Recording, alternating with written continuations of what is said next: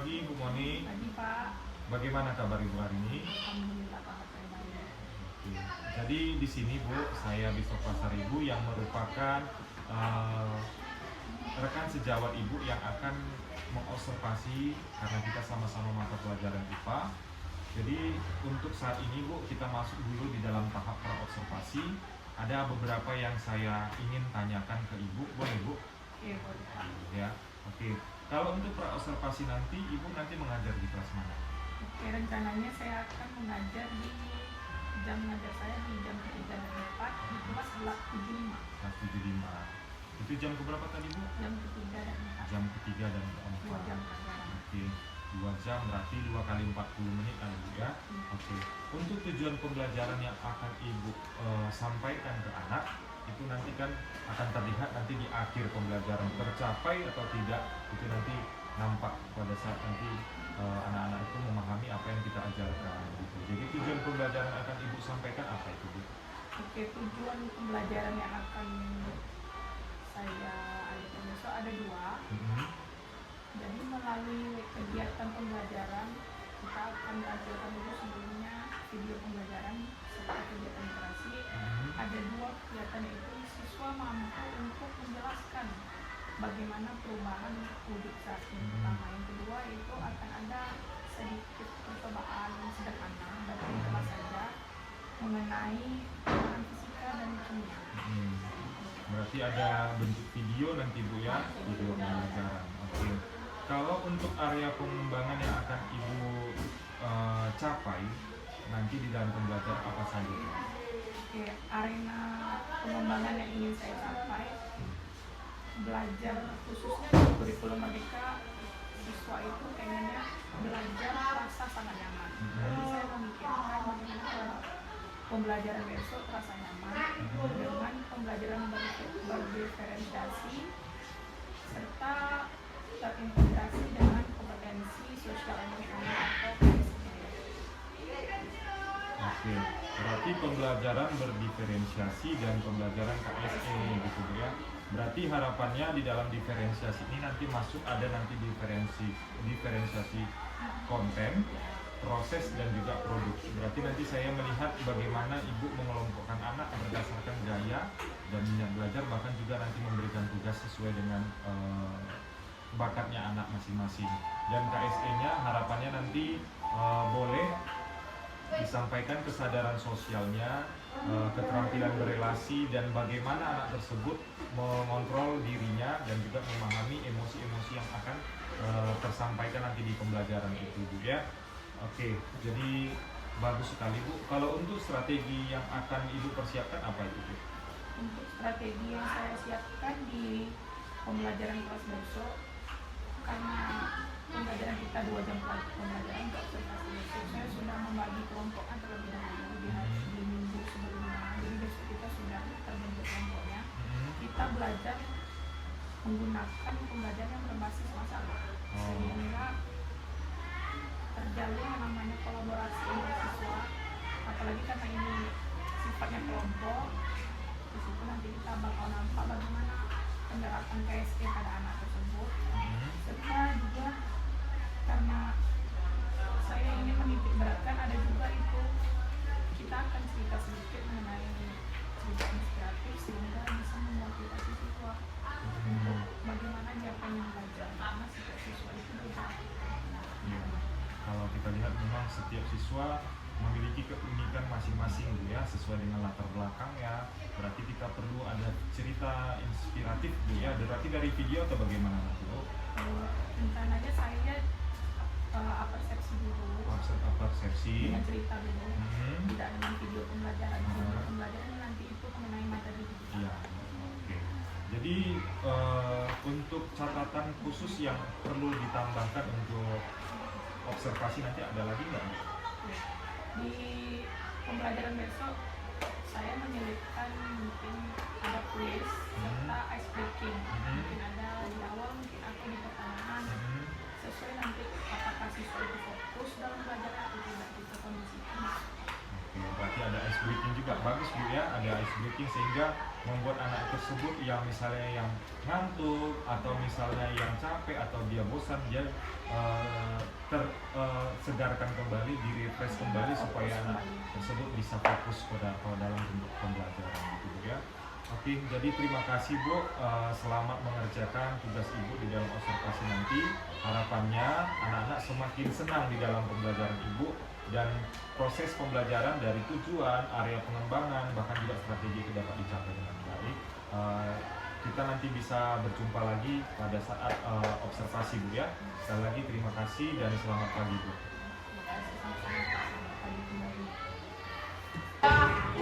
Perubahan wujudnya kita tengok dulu, tengok tanda yang ini ya. Yang merah itu berarti menyerap kalor, kalau yang biru melepaskan kalor. Sekarang kita tengok dari cair ke padat, apa namanya perubahan wujudnya? Dari cair ke padat membeku. Dari padat ke cair, dari gas ke padat. Oke, yang pertama padat ke cair kita sebut juga dengan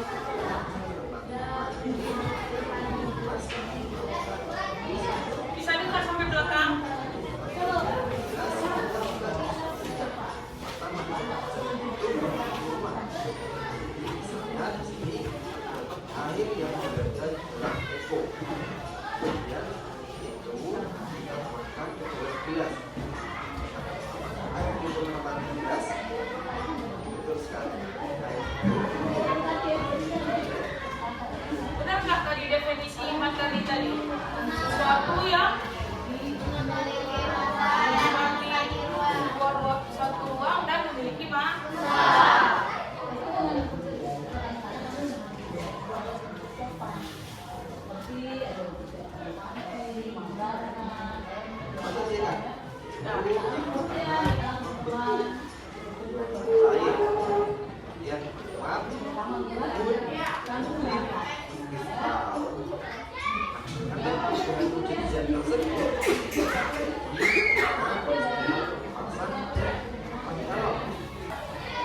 Pas yang tadi aja yang buat main ibu punya yang namanya LKPD, lembar kerja peserta didik. Itu akan bagi satu kelompok satu LKPD. Kita akan membuat percobaan, kita mau ngetes benar nggak ya ini disebut perubahan citra, ini perubahan kimia. Kita buat percobaan sederhana.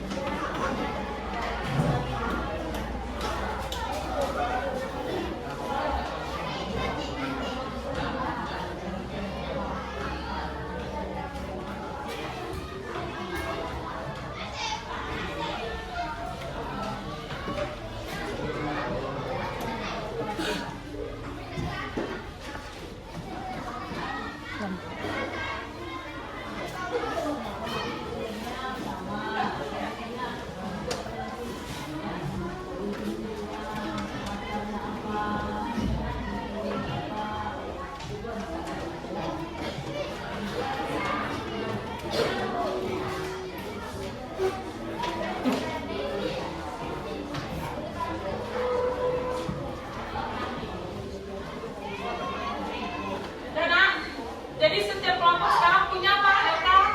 LKPD. Di LKPD itu tengok, ada apa? Tengok ini nak, halaman pertama. Ini halaman pertamanya. Ada gambar di bawah. Ada gambar apa ini? Gambar nasi. Yang sebelah sini nasi. Yang kasih bapak masih utuh jadi kertas. Langsung coba kamu diskusikan dengan kelompok masing-masing. Yang ketiga langkahnya apa ini? Apa namanya nih? Coba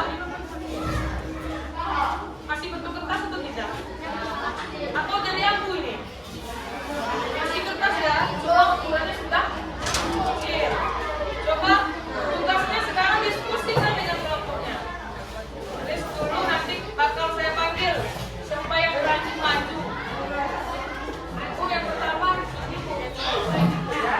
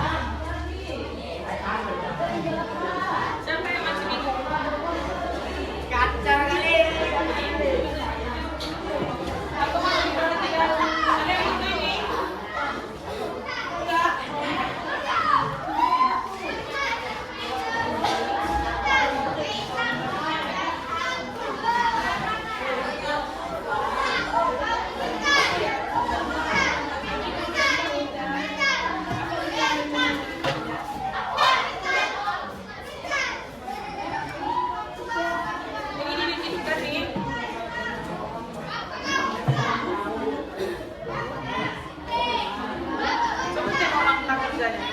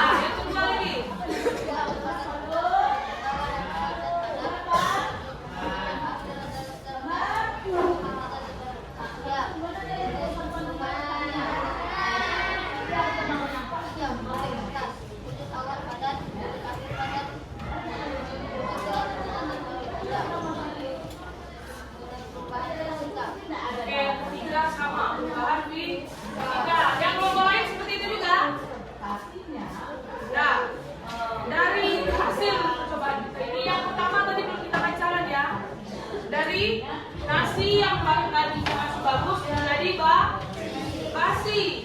Itu terbentuk zat baru atau tidak?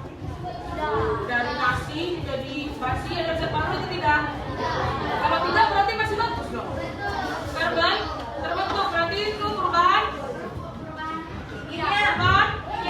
Perubahan kimia ada terbentuk zat baru, bukan zat padat, zat baru. Nah, dari semua yang kita pelajari hari ini, siapa yang bisa menyimpulkan pembelajaran kita hari ini? Coba nak. Berdiri.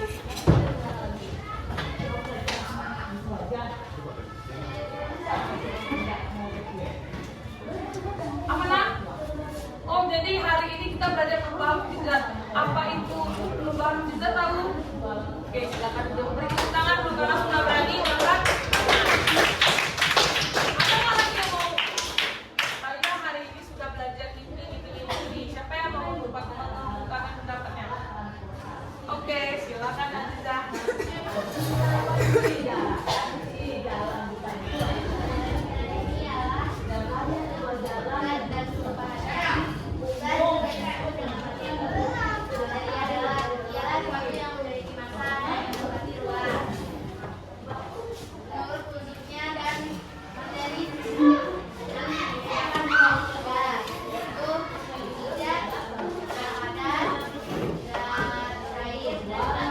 Oke, kasih tepuk tangan dulu. Kita hari ini belajarnya mengenai perubahan wujud. Dari wujudnya yang ada berapa wujud? 3. Ada air, gas. Sudah bisa? Yakin dengan jawabannya? Yakin? Benar nggak nak? Perubahan fisika adalah perubahan yang tidak terbentuk zat baru. Sedangkan perubahan kimia terbentuknya zat baru. Nah, berarti yang menang kelompok mana jadinya? Kelompok 4. Ini yang namanya diam itu emas ya. Ya diam saja menang. Oke.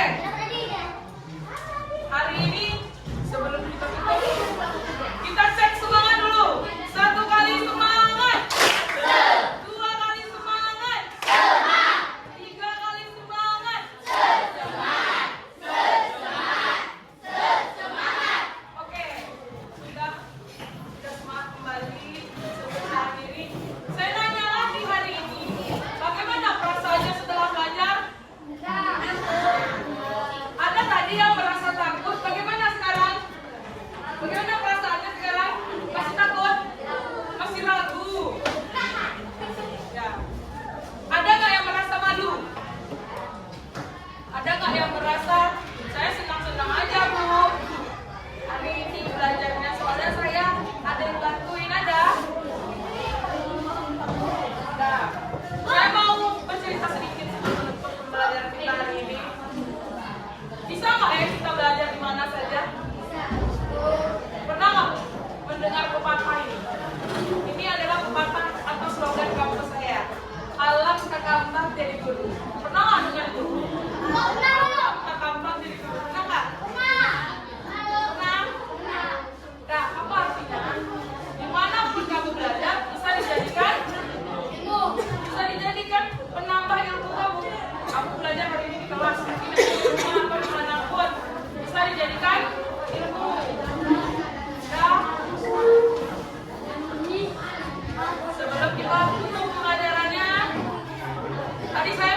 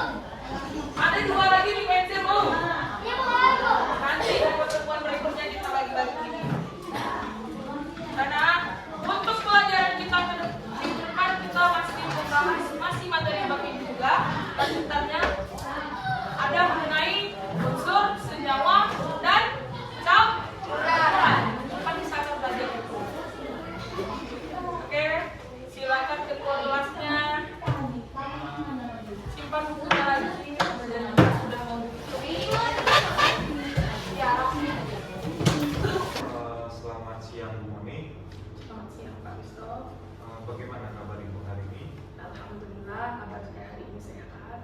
Oke, jadi saya di sini akan berbincang atau akan membahas sedikit tentang tujuan hari ini yang akan kita bahas, yaitu tentang pasca observasi. Jadi di sini saya akan menanyakan beberapa hal tentang atau terkait tentang observasi pembelajaran Ibu. Kalau boleh tahu kemarin itu di kelas berapa, Bu ya?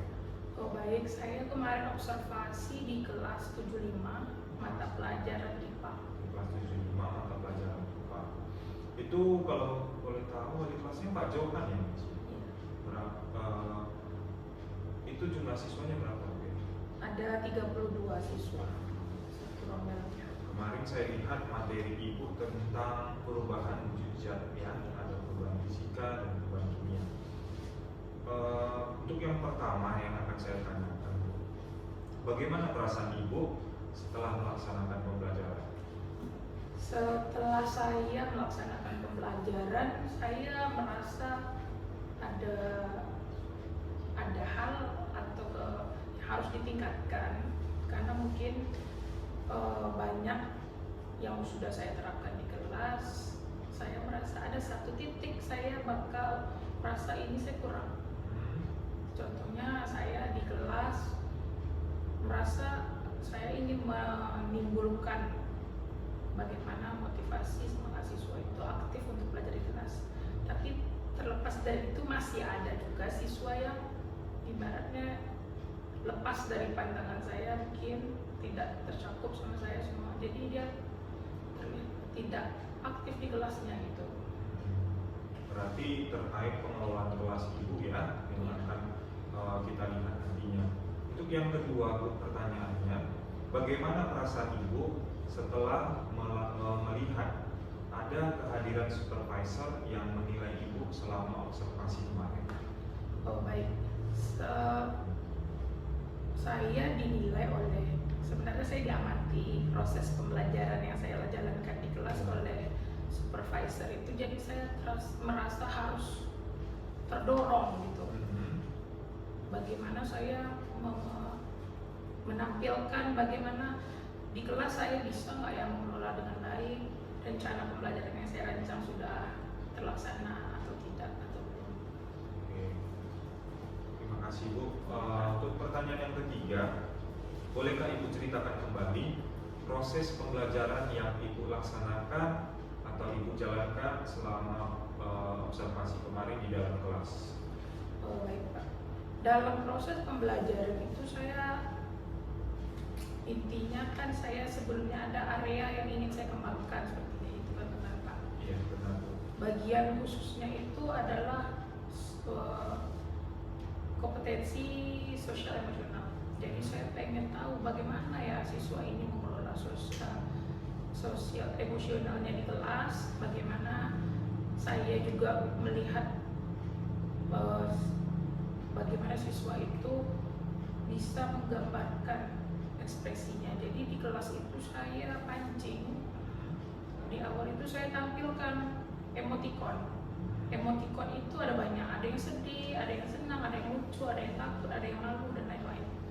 Jadi setiap siswa itu saya tolong nak gambarkan dulu ekspresi kamu atau ungkapan hati kamu, keadaan kamu, perasaan kamu hari ini sesuai emoticon yang ada di depan.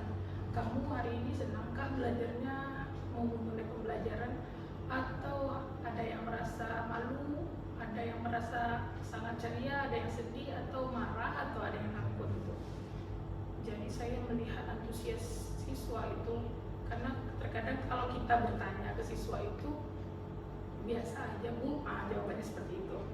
Jadi kalau saya tampilkan emoticon, jadi dia pasti bisa milih satu. Saya hari ini kurang semangat misalnya.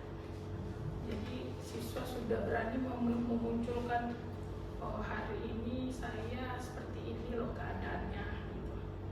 Setelah itu baru saya membuat siswa itu sedikit lebih bersemangat untuk fokus belajar. Kita ice breaking dulu, nah kita buka kelas ini dengan sesuatu yang asik gitu. Baru kita mulai pembelajaran itu saya menggunakan di sini model pembelajarannya problem based learning. Kenapa saya memakai itu? Saya rasa untuk materi pembelajaran saya problem based learning itu cocok. Kenapa cocok? Karena perubahan wujud zat itu kita kan banyak penerapannya dalam kehidupan sehari-hari tanpa disadari gitu. Contohnya adalah saya tampilkan tadi ada perubahan wujud, yaitu ada perubahan fisika dan kimia. Ada nasi yang awal mulanya bagus, nah ini gambarnya. Setelah itu kita biarkan besoknya udah basi, timbul cendawan misalnya. Apa ya enak? Kenapa ya bisa terjadi seperti itu? Seperti itulah saya juga menampilkan LKPD, lembar kerja peserta didik, sehingga bisa saya membimbing siswa itu dalam diskusi kelompoknya. Karena ada juga itu percobaan sederhana, kita ingin melihat perubahan fisika kimia itu dari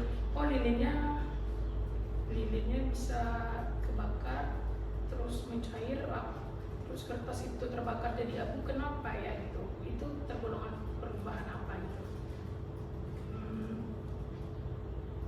Di kelas juga saya karena kompetensi sosial emosional juga sama pembelajaran itu, di akhirnya saya harapkan ada sesuatu, ada produknya gitu. Jadi produknya itu saya berupa hasil diskusi, mereka presentasikan itu lembar kerja mereka. Berani nggak ya anak itu mengemukakan pendapatnya? Kita tidak menuntut dia benar atau salah, jadi dia berani ngomong ke depan perwakilan kelompoknya. Saya, menurut kelompok saya hasil percobaannya seperti ini. Ini terjadi karena ini. Nah, jadi saya menimbulkan inisiatif, cara berpikir mereka yang kritis untuk memunculkan apa solusi permasalahan yang terjadi seperti itu. Oke, bagus sekali ya Bu ya penjelasan yang Ibu sampaikan secara umum tadi, mulai dari cara Ibu untuk memunculkan perasaan mereka melalui emoticon, bahkan juga proses pembelajaran, model problem based learning yang Ibu sampaikan juga. Yang Ibu lihat ya, apa yang sudah yang Ibu rasakan sudah baik pada saat Ibu melaksanakan pembelajaran kemarin? Saat saya melaksanakan observasi di kelas itu, pembelajaran di kelas itu, saya merasa untuk kompetensi sosial emosional yang saya ingin terapkan, saya ingin tengok di kelas itu, saya merasa itu sudah terlaksana dengan baik. Begitu juga dengan model yang saya rancang itu problem based learning. Sudah, kenapa saya merasa seperti itu? Karena anak sudah berani dia berpikir, oh permasalahan ini loh masalahnya, ini loh Bu sebenarnya identifikasi masalahnya seperti ini, Bu solusinya seperti ini. Walaupun ya ada bagian-bagiannya siswa itu tidak aktif semua gitu Pak. Oke, Ibu tadi sudah menjelaskan mengapa Ibu merasa itu sudah lebih baik ya. Sekarang kalau yang satu lagi, kalau tadi sudah dikatakan sudah baik, ada nggak yang masih perlu Ibu tingkatkan di dalam proses pembelajaran? Maksudnya ada sesuatu yang menurut Ibu, oh ini masih perlu nih sesuatu yang harus ditingkatkan kembali. Hal yang ingin saya tingkatkan lagi, karena dari pembelajaran yang saya lakukan di kelas itu, kita emang pengennya siswa itu aktif, siswa itu sudah belajar sesuai dengan gaya belajar dia, tapi masih ada juga siswa yang ibaratnya tidak aktif gitu. Mungkin itu emang ada kekurangannya di saya dalam mungkin mengelola kelas itu atau manajemen kelas itu, bagaimananya yang belum bisa saya lakukan dengan baik. Oke, berarti mengenai manajemen kelas ya, pengelolaan kelas, berarti itu menjadi catatan khusus yang perlu Ibu tingkatkan. Untuk yang berikutnya Bu, pertanyaannya, apakah ada hambatan yang Ibu temukan atau yang Ibu alami selama Ibu melangsungkan pembelajaran kemarin? Hambatan yang saya alami di kelas itu, selain dari siswa yang tadi itu tidak seluruhnya belajar dengan aktif, juga ada faktor mungkin dari sarana sekolah mungkin yang kalau dibilang media pembelajaran saya udah sediakan gitu. kelas ini kan namanya juga sekolah, ada keterbatasan ya antara kelas 1 dengan kelas lain, jadi terpecah fokus siswa itu karena mungkin dinding kelas kita dibatasi oleh pintu ruko, tidak langsung dinding beton gitu, jadi suara dari sebelah kadang terbagi ke kelas itu juga. Terus saya juga merasa 2 jam pelajaran itu kalau saya set dengan media pembelajaran yang sangat kreatif atau apapun itu, saya selalu merasa saya kurang lagi waktunya gitu. Berarti masih ada ekspektasi ibu yang memang ibu pengennya yang seperti ini bu ya, melalui hambatan-hambatan yang ibu alami gitu bu ya. Untuk yang berikutnya bu, solusi apa yang akan ibu lakukan untuk menanggulangi atau untuk mengatasi permasalahan atau hambatan yang telah ibu alami? Oh baik Pak. Kalau ini berarti bicaranya tentang tindak lanjut saya ke depannya ya Pak ya. Di semester ini saya sudah menerapkan pembelajaran itu, menitikberatkannya di bagian indikatornya tadi adalah berdiferensiasi dengan pembelajaran kompetensi sosial dan emosional. Di semester depan harapan saya ingin menerapkan itu seperti ada banyak itu di platform Merdeka Mengajar. Indikator observasi kedepannya saya ingin menerapkan indikator keteraturan suasana kelas, sehingga saya bisa berupaya bagaimana mengelola kelas itu dengan baik ke depannya. Berarti pengelolaan kelas melalui nanti ibu mengambil rencana untuk pengambilan kompetensi di dalam RKK nanti di PMF itu tentang keteraturan suasana kelas bu ya. Memang itu cocok sekali dalam manajemen kelas. Yang berikutnya bu, ada nggak cara lain atau solusi yang akan ibu lakukan untuk memperbaiki atau juga untuk hambatan-hambatan itu supaya nanti bisa terselesaikan dengan baik? Oke. Sebenarnya saya sudah banyak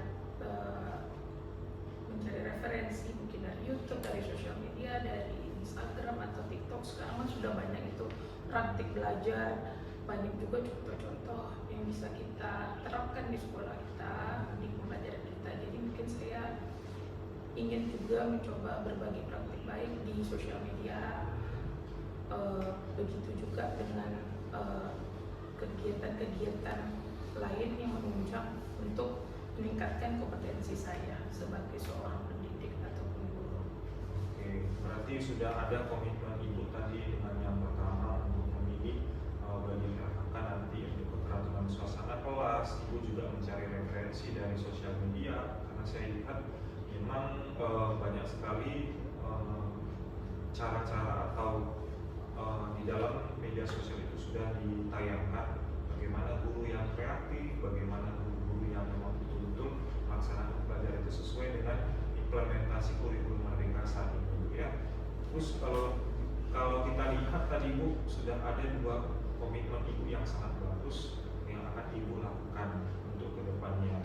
Kapan kita bisa bertemu kembali agar saya juga nanti melihat yang ibu sampaikan tadi solusi-solusi itu dapat tercapai gitu. Kapan kita bisa bertemu kembali untuk melihat perkembangannya lagi gitu.